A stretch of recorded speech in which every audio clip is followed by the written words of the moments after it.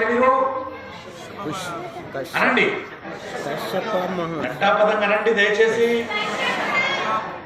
శుభం భయాత్. కాబట్టి ఆ రకంగా కోరుకున్నారు. కద్రువ కోరుకుంటే ఏం కోరుకుంటుందంటే ఇది ఒక చమత్కారము. మహానుభావుడు నన్నయ్య భట్టారకుడు ఎంత ఆశ్చర్యకరంగా రచన చేస్తారో చూడండి. ఆయన ఋషి మొదట కద్రువ కోరుకుంది. ఏమని కోరుకుంది? బాగా పట్టుకోండి దయచేసి. మొదట కద్రువ కోరుతున్నది అగ్నిహోత్రముతో సమానమైన తేజస్సు కలిగిన వాళ్ళు, విశేషమైన బలము ఉన్నవాళ్ళు, చాలా పొడుగైన దేహములు కలిగిన వాళ్ళు, చాలా సత్వము ఉన్నవాళ్ళు, అనేక మంది సంతానం కావాలి అంది. ఎవరు అడిగారు? కద్రువ అడిగింది. మాటలు బాగా పట్టుకోండి. ఎలాంటి సంతానం కావాలంటే ఎలా కోరుకుందో చూడండి. అగ్నిహోత్రముతో సమానమైన తేజస్సు ఉండాలి, విశేషమైన బలం ఉన్న వాళ్ళై ఉండాలి. వాళ్ళ ఎలా ఉండాలి? చాలా పొడుగైన వాళ్ళై ఉండాలి, పొడుగైన దేహాలు కలిగిన వాళ్ళై ఉండాలి. వాళ్ళు అనేక మంది సంతానం కావాలంది. ఆయన ఒక చిరునవ్వు నవ్వి ఇప్పుడు వినత వంక తిరిగాడు. కద్రువ కోరిక కోరగానే, ఎందుకు? ఆయన బ్రహ్మజ్ఞాని కదా, తెలిసిపోయింది అతనికి. ఓహో, ఈ సంతానం వల్ల నువ్వేమి పొందగోరుచున్నావు నాకు అర్థమైందని చిరునవ్వు నవ్వాడు. కానీ కద్రువకు అర్థం కాలే విషయం. మనకు అర్థం కాదు, తెలుస్తుంది చూడండి. ఇప్పుడు వినత వంక తిరిగాడు. ఇందులోనే మనస్థితి అని ఒక మాట ఉంటుంది. ఎంత అక్క చెల్లెళ్ళైనా వారి తోడిగోడకి 13 మంది కూడా ఒక తండ్రికి జన్మించిన వారేనండి. తోడబుట్టిన అక్క చెల్లెలు 13 మంది. అందులో ఈ ఇద్దరు ఉన్నారు, కద్రువ, వినత. కానీ ఇక్కడ తోడిగోళ్ళు అయ్యారు. మీరు చూసి ఉంటారు కొన్ని ఇళ్లలో ఒక ఇంట్లో పుట్టినటువంటి అక్క చెల్లెళ్ళు ఒక ఇంట్లో అన్నదమ్ములను వివాహం చేసుకుని తోడికోడలు అవుతారు. అప్పటి వరకు ఆ ఇంట్లో ఎంతో అన్యోన్యంగా పెరుగుతారు, ప్రేమతో పెరుగుతారు, ఒకరినొకరు త్యాగం చేసుకుంటారు. అక్క కొరకు చెల్లి, చెల్లి కొరకు అక్క. ఎన్ని త్యాగం చేసుకుంటారు తల్లి గారింట్లో ఉన్నప్పుడు. మళ్ళీ పెళ్ళేటప్పుడు కూడా ఏమే మన ఇద్దరు ఒకే ఇంటికి వెళ్తున్నాం, అన్యోన్యంగా ఉండాలి, గొడవలు పడకూడదు అని ఎన్ని భాషలు చెప్పుకొని వస్తారు. ఇక అత్తారింట్లో అడుగు పెట్టింది మొదలు, తెల్లవారు నుండి మొదలు ఈ గిన్నె నాది, ఆ గిన్నె మీది, ఈ ఆస్తి నీది, ఆ ఆస్తి నాది, చెప్పకూడదు ఆ విషయాలు. అంత దారుణంగా కొట్టుకొని జుట్లు ముడివేసుకొని ఇల్లును గగ్గోలు పెట్టినటువంటి అక్క చెల్లెలు ఉన్నారు. తోడబుట్టిన అక్క చెల్లెలు. తోడి కోడలు అయితే అంత అహంకారాలు వస్తాయి. అలానే మంచి అక్క చెల్లెలు కూడా ఉన్నారండి. తోడబుట్టకపోయినా మెట్టినింట్లోకి వచ్చి ఎప్పుడో పుట్టి ఆ ఇంట్లోకి వచ్చి తోడబుట్టిన కంటే ఎక్కువగా మసలుతున్నటువంటి అక్క చెల్లెలు నాకు తెలుసండి. ఎంత గొప్పవారు. అక్క చెల్లెలుగా పుట్టినా అంతటి ప్రేమాలు ఉండకపోవచ్చు, అంత గొప్పగా ఉన్నటువంటి అక్క చెల్లెలు ఉన్నారు. కానీ ఇక్కడ ఈ ఇద్దరు ఒక తండ్రి బిడ్డలే అయినా తోడికోడళ్ళు కాబట్టి అందుకని వీళ్ళిద్దరికి ఏమిటంటే ఒకరికి పుట్టే బిడ్డల కన్నా బలవంతులు ఉండాలని కద్రువ ముందు ఏమని అనుకుందంటే 1000 మంది పిల్లలు, అంత పొడిగినటువంటి శరీరం ఉన్నవాళ్ళు, అంత తేజస్సున్న వాళ్ళు, అంత బలవంతులని నేను కోరుకున్నాను అనుకుంది. నా చెల్లెల కంటే నేను గొప్పగా కోరుకున్నాను అనుకుంది. ఇంతకంటే గొప్ప ఏం దొరుకుతుందిగా? కోరదనుకుంది. ఇప్పుడు ఆవిడ మనసులో ఏదైనా కోపం ఉన్నది అని చెప్పడం చాలా కష్టం.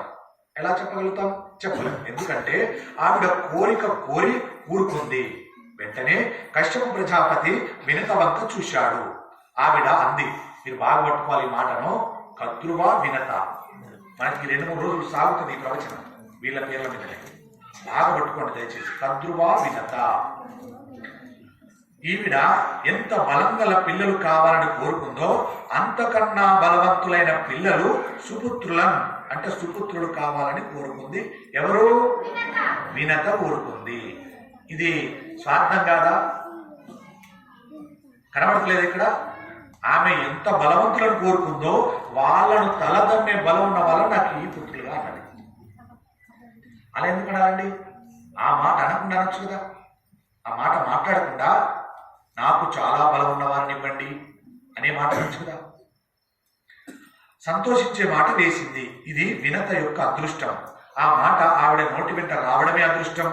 సుపుత్రుడైతే తల్లి కీర్తి కన్నా తండ్రిని బాగా ఉన్నతమైన స్థానంలో నిలబెడతాడు, తల్లిని ఆనందపరుస్తాడు. కానీ ఆ కొడుకు వలన ముందు పేరు పొందేవాడు తండ్రి మాత్రమే. కాబట్టి సుపుత్రులైన వారు నాకు కావాలి, అపారమైన బల పరాక్రమములు కలిగిన వారు కద్రువుకు పుట్టబోయే సంతానము కన్నా బలము కలిగిన వారు 2 పుత్రులు నాకు కావాలని అడిగింది. ఎవరు? వినత. 2 పుత్రులు అడిగింది, ఎక్కువ అడగలేదు. అక్కడ కద్రువ అనేక మంది పుత్రులు కావాలని అడిగింది, వినత 2 పుత్రులు కావాలని అడిగింది. కశ్యప ప్రజాపతి వెంటనే తదాస్తు అన్నాడు. 2 భార్యలు కూడా తదాస్తు అన్నాడు. అలాగే జన్మించెదరుగాక అన్నాడు కశ్యప ప్రజాపతి. ఇప్పుడు ఆయన ఏమి చేయాలి? వారు ఎలాంటి బిడ్డలు కావాలని కోరుకున్నారో అలాంటి బిడ్డ పుట్టాలంటే దైవానుగ్రహమును సంపాదించాలి. అందుకని ఆయన పుత్రకామేష్టి చేశాడు. ఎక్కడో పెద్దలు చేసిన పుణ్య విశేషము చేత తేజోవంతుడైన వాడు, పరమ విద్యావంతుడు, గొప్ప ఐశ్వర్యవంతుడు జన్మిస్తాడు. అది ఆయన ప్రతిభ కాదు, ఆయన ముందు ఉన్న వాళ్ళు చేసినటువంటి పుణ్యము ఈయనను కాపాడింది. అందుకే బిడ్డలు బ్రతకడానికి, బిడ్డలు విద్యావంతులు కావడానికి, బిడ్డలు సంస్కారవంతులు అవడానికి, బిడ్డలు కీర్తివంతులు అవడానికి కారణము పెద్దలే, పెద్దలు చేసినటువంటి పుణ్యఫలాలే. కాబట్టి వాళ్ళు అడిగిన బిడ్డలను ఇవ్వటానికి ఈశ్వరుడిని సేవించాడు కశ్యప ప్రజాపతి. పుత్ర కామేష్టి చేశాడు. అసలు నిజానికి మంచి బిడ్డలు కావాలని అనుకున్న వాళ్ళందరూ కూడా చేయవలసినది ఈశ్వరారాధనే. ఈశ్వరారాధన అంటే మీరు అందరూ అనుకోవచ్చేమో, అయ్యా మాకు రాముడు అంటే ఇష్టం, ఆంజనేయుడు అంటే ఇష్టం, మరి ఆయన దేవుడుదా ఇక ఈశ్వరునే తెలవన్నా అనే సందేహం రావచ్చేమో. ఈశ్వరారాధన అంటే మీ ఇష్టదైవమే, మీ ఇష్టదైవాన్ని ప్రార్థన చేయాలి. సంతానమనే యజ్ఞమును స్వీకరించాల్సి వచ్చినప్పుడు ఆ దంపతులు ఎలా చేయాలనేటువంటిది ఒక రోజు నాడు వివరిస్తా తప్పకుండా. ఎక్కడో పెద్దలు చేసిన పుణ్య విశేషం వల్ల ఆ అనుగ్రహ కారణము చేత ఆయన తేజస్సు ఆయన 2 భార్యలలోకి ప్రవేశించింది. ఆ 2 భార్యలు గర్భములు అండములుగా మారాయి. అపరిమిత బలమైనటువంటి పరాక్రమం గల 2 బిడ్డలు కావాలని కోరుకుంది వినత. మహా తేజోవంతులు, అపారమైన పొడుగు ఉన్నవారైనటువంటి దేహములతో అనేక మంది బిడ్డలు కావాలని కోరుకుంది ఎవరు? కద్రువ కోరుకుంది. పట్టుకోవాలి, విడవద్దు. కాబట్టి ఇప్పుడు ఇంతమంది బిడ్డలను ఒక గర్భంలో మోయడం చాలా కష్టం. అందుకే ఆ దేవతల అనుగ్రహం కలిగితే ఎంత చమత్కారమైనా జరగవచ్చు, ఎంత ఆశ్చర్యకరమైన జరగవచ్చు. కాబట్టి అండములుగా మార్చి ఈశ్వరుడు అవి బయటకు వచ్చేటట్టుగా ఏర్పాటు చేశాడు. దాని వలన ఒక పక్షి గుడ్లు ఎలా పెడుతుందో అలా వారిద్దరూ కూడా గుడ్లను ప్రసవించారు. కద్రువకు 1000 గుడ్లు కలిగాయి, వినతకు 2 గుడ్లు కలిగాయి. ఇప్పుడు ఈ గుడ్లు పొదగబడాలి. తమంత తాముగా పొదగబడటానికి కావలసినటువంటి వాతావరణమును ఏర్పాటు చేసి గోరుబెంచని వాతావరణంలో ఆ 1000 గుడ్లను ఒక చోట, ఆ 2 గుడ్లను ఒక చోట పెట్టారు. ఆ 2 గుడ్లలోంచి పిల్లలు వస్తే వారు ఎవరి పుత్రులు అవుతారు? వినత పుత్రులు అవుతారు. వారు వైనతేయులు. 1000 గుడ్లలోంచి పిల్లలు వస్తే కద్రువ పుత్రులు అవుతారు. ఆ రకంగా 500 సంవత్సరాలు ఎదురు చూశారు వారు. సంతానం అంటే అలా ఉండేదండి, అప్పుడు అంత ధర్మబద్ధమైన సంతానం ఉండేది. ఆ రకంగా 500 సంవత్సరములు ఎదురు చూశారు. 500 సంవత్సరములు అంత తేజవంతులు కావడానికి వారి అండవాసం అంతకాలం జరిగింది. ఆ గర్భవాసము కొంత, అండవాసము కొంత. 500 సంవత్సరముల తర్వాత కద్రువ ప్రసవించిన అండములలోంచి పాములు పైకి వచ్చాయి, పాములు జన్మించాయి. ఏమని కోరుకుంది కద్రువ? బలవంతులైన పొడుగాటి దేహములు ఉన్న వాళ్ళు కావాలనుకుంది. పొడగాటి దేవతలు అంటే ఇదే, పాములే సృష్టించబడ్డాయి, పాములు వచ్చాయి. వింటే ఇంకా బాగుంటుందండి. ఇది మీరు మనసు పెట్టి వినండి, అలానే ఒళ్ళు విరుచుకోకండి దయచేసి. పాములు అనగానే ఎంత తేజస్సు ఉంటుందో దీనిలో, ఎన్ని మర్మరహస్యాలు ఉంటాయో దీంట్లో బాగా పట్టుకోవాలి. ఇప్పుడు 500 సంవత్సరాల తర్వాత కద్రువ ప్రసవించినటువంటి అండములలోంచి పాములు పైకి వచ్చాయి. అందులో గొప్ప వాళ్ళు ఉన్నారు. ఎవరంటే ఆదిశేషుడు, కర్కోటకుడు, తక్షకుడు, ఐరావతుడు, శేషుడు మొదలైనటువంటి చాలా గొప్ప గొప్ప పాములు కూడా ఉన్నాయి. ఈశ్వరుని దగ్గర ఉంది, శ్రీ మహావిష్ణువు దగ్గర ఉన్నాయి. అవి కూడా ఈ యొక్క కద్రువ కుమారులే. కాబట్టి అలా ఒక్కొక్క పాము పుట్టుకు వచ్చింది. 1000 పడగల భూమండలం అంతటిని మోయగలిగినటువంటి ఆదిశేషుడి నుండి కర్కోటకుడి వరకు, ఐరావతుడి వరకు 1000 పాములు కద్రువకి జన్మించాయి. ఏమైందంటే ఇప్పుడు జన్మించిన తర్వాత ఓ సామెత ఉంది కదా, కాకి పిల్ల కాకే ముద్దు. కాబట్టి ఇప్పుడు పాములు జన్మిస్తే కద్రువ కాదంటదా, మహదానందంతో ముద్దు పెట్టుకుంటుంది. మీరు అనవచ్చు, అయ్యమరాలు ముద్దు పెట్టుకుంటే కరవయ్యా అంటే ఎందుకు కలుస్తాయండి? తల్లి కదా, తల్లి స్పర్శ ఉంటుంది కదా, కరవదు. ఇంకా ప్రేమారంగా ఉంటాయి, ఇంకా ప్రేమగా మసులుతాయి. అది కాబట్టి కాకి పిల్ల కాకి ముద్దు అన్నట్టుగా ఆవిడ సర్పములు కలగాలని కోరుకుంది. కాబట్టి ఆవిడ సంతోషించింది కద్రువ. ఆ 1000 పాములను చూసుకొని ఎంత ఆనందపడిపోతుందో కద్రువ. ఎందుకు ఆనందపడుతుందో తెలుసా? అమ్మ ఇంత పొడుగున్నాడు, ఇంత బలవంతులు, ఇన్ని పడగలు ఉన్నాయి, ఇక నాకేం తిరుగుంది? ఈ ప్రపంచమంతా, ఈ లోకమంతా నాకే అణిగిమణి ఉంటుంది. ఇది సంతోషం ఆవిడ. ఈ విషయం ఎలా ఉంటుందో చూడండి. ఇప్పుడు కద్రువ పరమ సంతోషంగా, పరమ ప్రేమగా బిడ్డలను పెంచుతున్నది. పాపం మరి ఇంకొక ఆవిడ ఉంది కదా, చూడండి, వినత. ఇలా ఈమె సంతోషపడుతూ ఉంటుంటే, ఆమె ఆ పుత్రుని పట్టుకుని ముద్దులు పెట్టుకుంటా ఆమె పెంచుతూ ఉంటుంటే కద్రువను చూసి వినత చూసి, ఆవిడ అతిశయము కలిగినటువంటి స్త్రీ. మనకు విశ్వాసము, అతి విశ్వాసము అనే 2 మాటలు ఉంటాయి. విశ్వాసం అంటే తను నమ్మినది, తను చదివినది, తను చేస్తున్నది సత్యము. అతి విశ్వాసం అంటే అన్న మాటకు ఎక్కడ వస్తుందంటే, మీ బుద్ధితో మీరు ఆలోచించి చెప్పేది ఏముంటుందో దానికి ఇంకా తిరుగులేదు అన్న భావన కలిగినప్పుడు వస్తుంది. అతి విశ్వాసం అంటే ఇలాంటి చరిత్ర, ఇలాంటి మహాభారతం నేను తప్ప ఈ భూమి మీద ఎవడు చెప్పడండి, నా అంత మంచి ఎవడు చెప్పడండి అనేది అతి విశ్వాసం. అతి అంటారు. విశ్వాసం ఏమో పరమేశ్వరుడు నా వల్ల చెప్పిస్తున్నాడు, నన్ను ఒక సాధనంగా చేసుకొని ఆ పరమేశ్వరుడు పలుకుతున్నాడు. ఇది విశ్వాసం, పరమేశ్వరుడి పైన ఉన్న విశ్వాసం. ఇది ఉండాలి. అంతేకాని నేను తప్ప ఎవరు చెప్పరు అని అనకూడదు. ఒక ఉపమానం చెప్పానండి, దాన్ని పట్టుకోవాలి మనం. కాబట్టి తను చేస్తున్నది సత్యమని అతి విశ్వాసం అన్నమాట ఎక్కడ వస్తుందంటే, మీ బుద్ధితో మీరు ఆలోచించినదిగా ఉండాలి. ఇదే వినతో వచ్చినటువంటి, వినతతో వచ్చినటువంటి సమస్య. అంతకు మించి ఆవిడలో చెడ్డతనమేమీ లేదు. ఇదొక్కటే ఆవిడతో ఉన్నటువంటి పెద్ద సమస్య. తాను బాగా ఆలోచించగలనన్న భావన ఆమెకు ఉంది వినతకు. కద్రువ పిల్లలు కన్నా బలవంతులు తనకు ఉంటే చాలునని అనుకుంది. ఒక్క కొడుకును అడగకూడదు కాబట్టి 2 కొడుకులను అడిగింది. శాస్త్రంలో ఒక్క కొడుకు కాడండి అని చెప్పింది శాస్త్రం.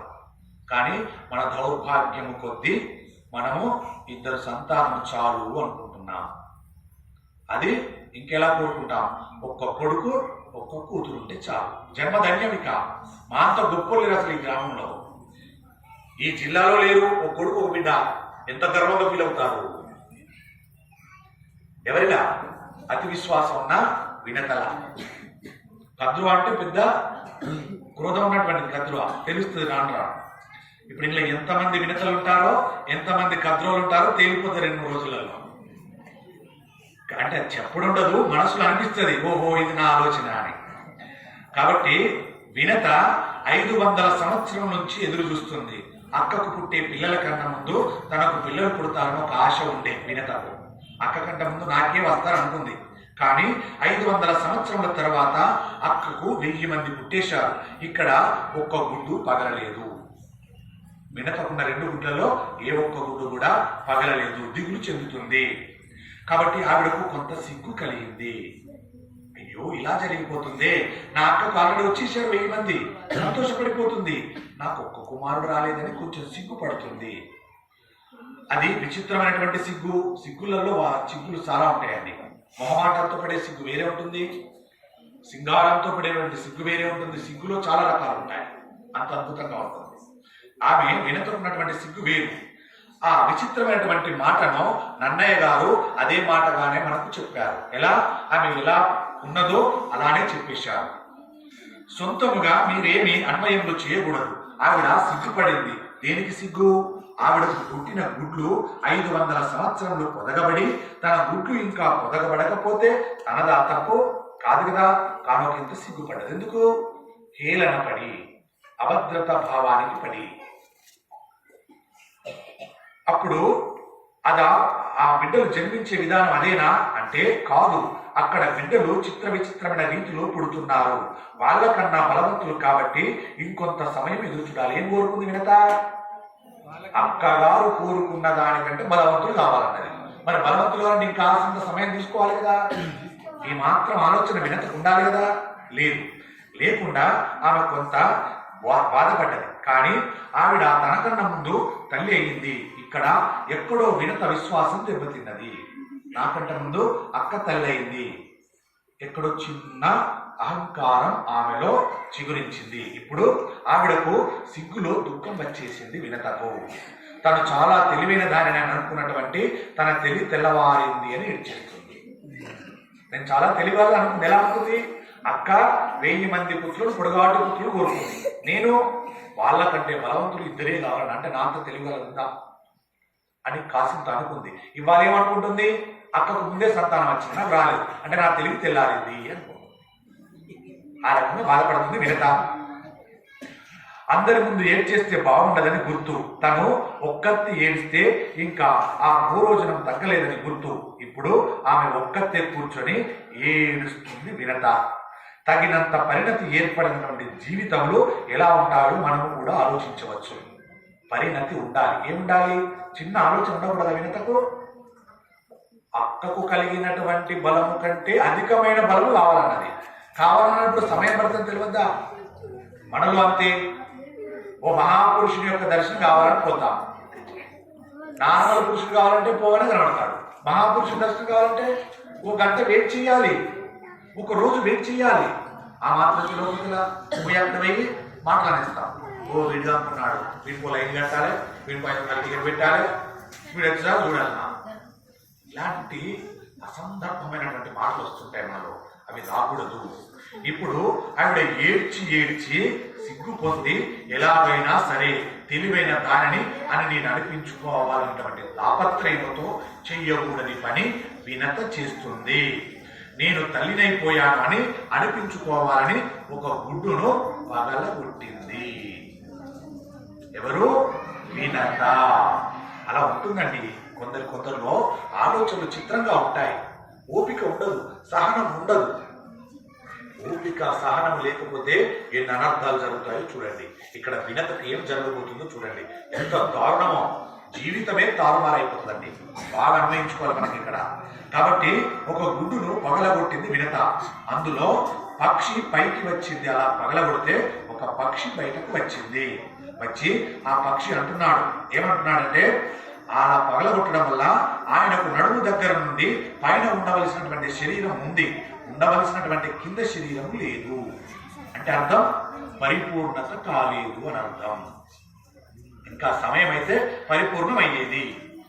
ఆమె ఒకంత ఖేదపడి ఒకంత నేను తెలివిగాలదాన్ని అనిపించుకోవాలని ఆ గుడ్డును పగలగొట్టింది. పగలగొడితే సగం శరీరము తయారైనటువంటి జీవి పక్షి రూపంలో బయటకు వచ్చింది. ఇప్పుడు ఆయన ఆ దగ్గరికి వచ్చి మహా తేజమూర్తి, ఆయన గొప్ప సునిశ్చిత బుద్ధిశాలి. అటువంటి వాడు పుడుతూనే పేరుతో పుట్టాడు. పుడుతూనే పేరు చెప్పుకుంటూ పుట్టాడు. అంటే ఆ కాలంలో అలా ఉండే, దేవతల పుట్టడం అలా ఉండే. ఆయన పుట్టగానే చవనుడు అని వచ్చింది కదా పేరు. పులోమకు పుట్టగానే చవనుడు అని పేరు పెట్టారు కదా. ఇక్కడ కూడా ఈయన పుట్టగానే ఈయనకు పేరు చెప్పుకుంటూ పుట్టాడు. ఈయన పేరు అరుణుడు. కద్రువకు గుడ్డును పగలగొడితే సగము దేహముతో పుట్టినవాడు అరుణుడు. బాగా గుర్తుపెట్టుకోవాలి. అరుణుడు. ఈయన పుట్టి అమ్మ వంక చూశాడు. ఆయన పుట్టగానే ఈ అరుణుడు చూసి అమ్మను చూసి మాట్లాడుతున్నాడు. నీది అతి విశ్వాసం. పుట్టగానే కొడుకు మాట్లాడుతున్నాడు. ఎవరు? అరుణుడు. ఎవరు? అరుణుడు. మహాత్ముడు అంటేనే మీకు కొద్ది సమయంలో వస్తుంది నేను ఎందుకు గొప్పవాడయ్యాడో, ఎంతటి మహాత్ముడు మీకు తెలిసిపోతుంది. అందుకే ఆయన పేరును మనం ఒక్కసారి స్మరించుకోవాలి. ఘంటాపదంగా అండి. ఏం పేరు? అరుణుడు. మరొక్క మారు అరుణుడు. ఇంకొకసారి అరుణుడు. మీతో ఎందుకు అనిపించిందో ఆ మహాత్ముడి పేరు ఏమిటో కాసేపట్లో తెలుస్తుంది. అది కాబట్టి అప్పుడు అంటున్నాడు, అమ్మా నీది అతి విశ్వాసం అమ్మా. నీ అతి విశ్వాసం వలన నీవు సిగ్గుపడ్డావు. ఆ సిగ్గుపడడం వలన నీవు ఏడ్చావు. ఏడ్చి కద్రువ గుడ్లలోంచి పిల్లలు వచ్చే వరకు వాటిని దృష్టిలో పెట్టుకుని ఎదురు చూసింది. నీవు ఎంతసేపు కద్రువ అడిగిన దానిని దృష్టిలో పెట్టుకుని నీ తెలివి నిరూపించుకోవాలన్న అతిశయముతో ఉన్నావు. నీ గుడ్ల మీద లేదు నీకు ఆలోచన. కద్రువ కోరుకుందే కద్రువకు వస్తుంది తొందరగా, కద్రువకు బలవంతులు పుట్టారు, ఆమె కంటే ముందు నాకు పుట్టాలి అనే తాపత్రయంతో ఉన్నావమ్మా. ఎంతసేపు కద్రువ అడిగిన వాటిని దృష్టిలో పెట్టుకొని చూశావు. నీ తెలివి నిరూపించుకోవాలన్నటువంటి అతిశయముతో ప్రవర్తించావు. నీ అతిశయమును పోవడానికి నేను పూర్తిగా తయారు కాకముందే గుడ్డు బద్దలు కొట్టి ఇంత అంగవైకల్యముతో నేను పుట్టేటట్టు చేశావు కనుక నేను ఇంత బాధపడవలసినటువంటి అవసరం నీవు చేశావు నాకు. బాధే కదా సగం దేహంతో ఉంటే ఎంత బాధ అండి అది. ఇంత బాధను నాకు కలిగించావమ్మా. ఇంత అంగవైకల్యముతో నేను పుట్టేటట్టు చేశావు కనుక నేను ఇంత బాధపడవలసినటువంటి అవసరము నీవు చేశావు కనుక నీవు 500 సంవత్సరములు కద్రువకు దాసివవుదుగాక అని శపించాడు. ఎంత దారుణం ఉందో చూడండి జీవితం. అమ్మా నన్ను ఈ రకంగా పుట్టించావే, సగం దేహంతో పుట్టించావు కదా, దానివల్ల నేను బాధపడుతున్నాను సగం దేహంతో. ఈ పాపానికి నీవు అనుభవించాలి. 500 సంవత్సరాలు కద్రువకు నీవు దాసిగా పనిచేసేదవు అని శపించాడు. ఎవరు శపించాడు? గుర్తుపెట్టుకోండి. ఇప్పుడు వినతకు ఒక్కసారి బెంగ వచ్చేసింది. అయ్యో కొడుకు పుట్టాడన్న ఆనందం పోతే 500 సంవత్సరాలు ఒక బాధ అయితే, వాడు సగం దేహంతో పుట్టాడు అదొక బాధ. తల్లి ఎంత బాధపడుతుందో చూడండి. ఈనాడు తాను చాలా తెలివైన దానినని అనుకుని ఎవరి మీద తాను పెత్తనం చేశాననుకుందో ఆవిడకు భయపడవలసిన రోజు వచ్చింది. మనం అంటే ఎప్పుడు చూడండి, నా అంత తెలివి ఉన్నాడా, నా అంత గొప్ప తెలుస్తుందా, నేను బుద్ధిమంతుడిని, నాలా ఎవరు మాట్లాడలేరు, నా అంత అందంగా ఎవరు ఉండరు, నా అంత ఎవరు చేయలేరు, ఇలా అనుకుంటూ ఉంటాం కదా మనం కూడా. ఒకరోజు ఈ తెలివి తెల్లారిపోతుంది వినతలాగా. ఇక్కడ నుండి మనం ఎక్కడైనా అతిగా ప్రవర్తించి ఎక్కడైనా అవమానం పొందితే అక్కడ వినతే గుర్తుకొస్తుంది మనకు. అవునా కాదా? వినత కూడా అలానే పొందింది, మనం కూడా అంతే. బాగా గుర్తుపెట్టుకోవాలి. కాబట్టి ఆవిడ చాలా భయపడినటువంటి రోజు వచ్చింది. ఆవిడకు తాను సేవ చేయవలసినట్టు ఎక్కడైతే కద్రువకు లొంగకుండా తానే తెలియవంతురాలని ఆమె ముందు నిరూపించాలనుకుందో ఇప్పుడు ఏమైపోయింది, ఆమెకే దాశ అయిపోయింది. ఒక్కొక్కరి తెలివి అలా ఏడుస్తుంది, ఒక్కొక్కరి అతి విశ్వాసం అలా ఏడుస్తుంది. ఏదో చేయాలని చేస్తారు, వారికే దాసోహం అయిపోతారు. ఇప్పుడు మరో బాధ ఈమెకు. ఇప్పుడు వినత దాసి కదా, ఇలా లేనిపోని అతిశయముల వల్లే ఈ దాస్యం వచ్చింది. 500 సంవత్సరాల తర్వాత ఈ దాస్యం నీకు విరిగిపోతుంది. అప్పుడు ఈవిడ దృష్టిలో అడిగింది.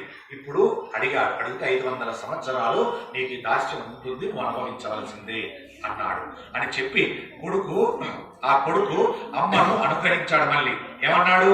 అమ్మా నువ్వు బాధపడుతున్నావేమో, బాధపడకు, 500 సంవత్సరాల తర్వాత నీకు ఈ దాస్యము విముక్తవుతుందమ్మా.